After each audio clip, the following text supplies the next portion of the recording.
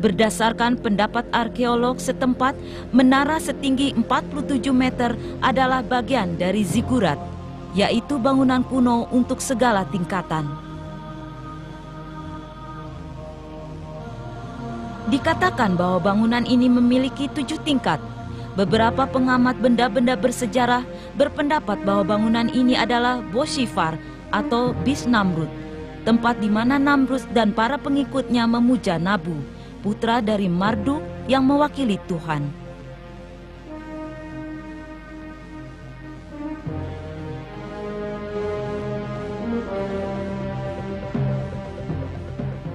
Nabi Ibrahim berusaha memperbaiki kesalahan orang-orang Babilonia dengan menggunakan pendekatan intelektual. Akan tetapi, kebiasaan lama itu sulit untuk dihilangkan. Al-Quran mencatat peristiwa ini dalam surat Asy-Syu'ara ayat 69 dan 74 yang berarti, "Dan bacakanlah kepada mereka kisah Ibrahim ketika dia berkata kepada bapaknya dan kaumnya, 'Apakah yang kamu sembah?' Mereka menjawab, 'Kami menyembah berhala-berhala dan kami senantiasa tekun menyembahnya.' Berkata Ibrahim, 'Apakah berhala-berhala itu mendengar doamu sewaktu kamu berdoa? Atau mereka memberi manfaat kepadamu atau memberi mudarat?' Mereka menjawab, 'Sebenarnya kami mendapati nenek moyang kami berbuat demikian.' Ajakan Nabi Ibrahim untuk memeluk Islam tidak dijawab oleh kaumnya. Namun dia tidak berputus asa. Nabi Ibrahim menemui berbagai rintangan dalam perjuangannya untuk membawa mereka kembali beriman, mengingat Allah dan memerangi benih-benih setan.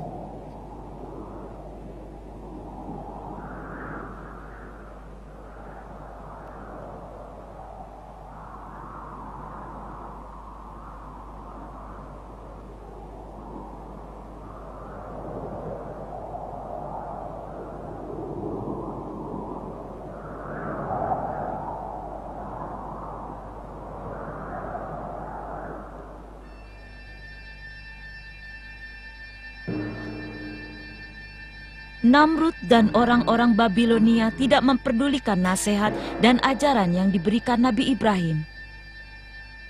Puncak dari krisis ini adalah pembakaran atas diri Nabi Ibrahim yang dilakukan oleh kaumnya. Dia dilemparkan ke dalam api yang berkobar-kobar dari puncak benteng. Quran menceritakan tentang peristiwa ini.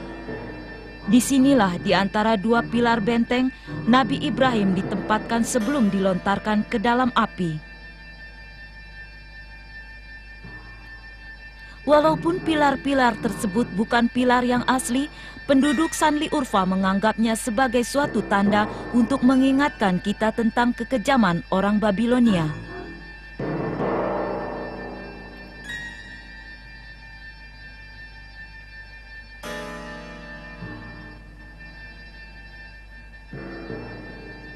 Dengan menggunakan semacam ketapel, Nabi Ibrahim dilempar ke dalam kobaran api.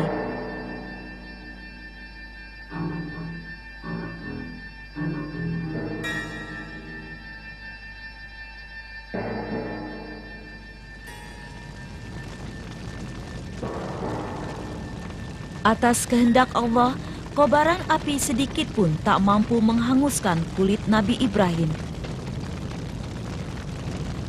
Surat Al-Anbiya ayat 69 mengatakan, "Kami berfirman, hai api, menjadi dinginlah dan menjadi keselamatanlah bagi Ibrahim."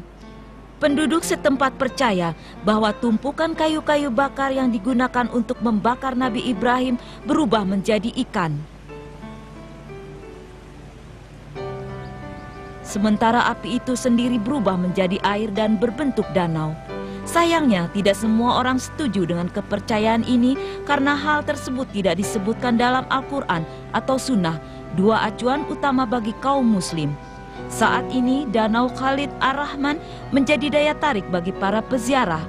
Mereka datang untuk mengenang peristiwa ini.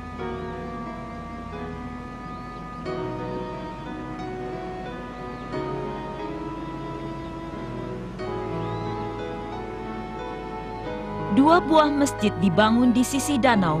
Masjid itu adalah Masjid Rizalfiye dan Masjid Khalil Ar-Rahman.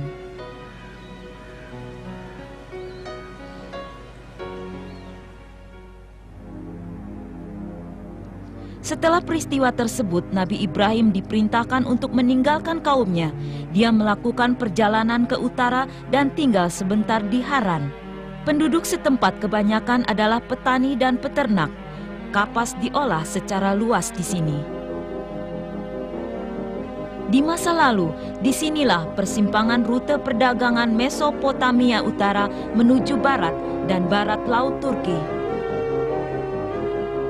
Rumah-rumah kuno dan peninggalan bersejarah tetap terjaga utuh, tak lekang oleh cuaca dan waktu.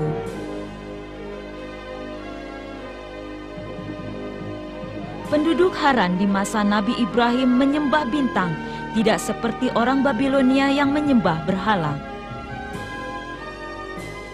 Nabi Ibrahim menggunakan pendekatan yang berbeda untuk menarik massa.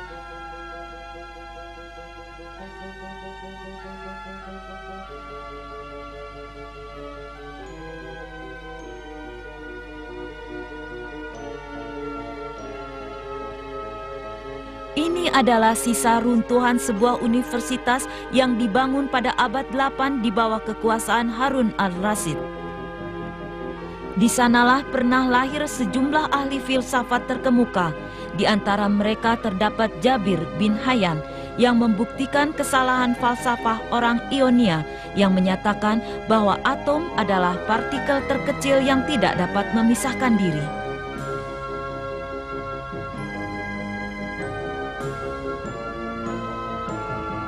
Menurut Jabir, atom tidak hanya dapat dipisahkan tetapi juga dapat menggerakkan cukup energi untuk menghancurkan kota Baghdad.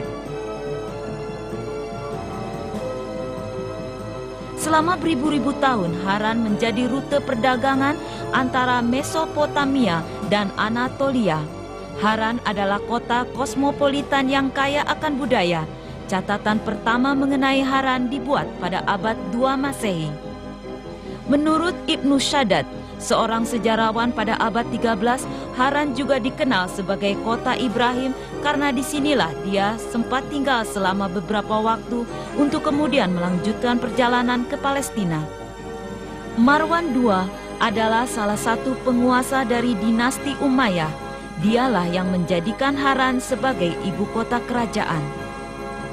Orang-orang Mongol menguasai wilayah ini pada tahun 1260 Masehi, kemudian diikuti oleh kekhalifahan Utsman pada abad 19. Pada masa itu Haran kehilangan kegemilangannya.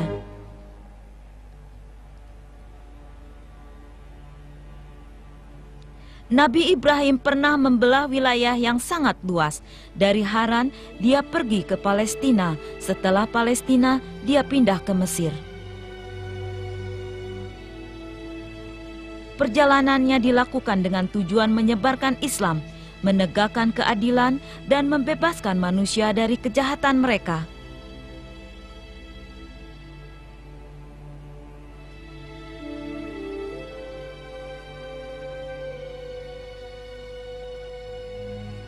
Ribuan mil perjalanan telah ditempuh dalam beberapa dekade sebagai pengorbanan atas keimanannya terhadap Allah. Perpindahan atau perjalanan adalah suatu panggilan bagi para nabi. Nabi Musa berpindah dari Mesir ke Madian dan Nabi Muhammad SAW berpindah dari Mekah ke Madinah. Proses perpindahan memberikan para nabi tersebut pelajaran dan kematangan untuk menghadapi berbagai macam tantangan. Umat Nabi Ibrahim menolak ajakannya untuk memeluk Islam. Saat ini Islam telah menyebar ke seluruh dunia.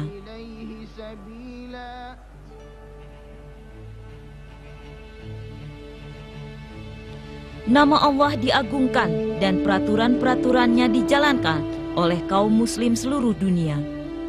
Walaupun peradaban kita berbeda dengan peradaban mereka di masa lalu, dasar yang diletakkan oleh Nabi Ibrahim untuk menyebarkan agama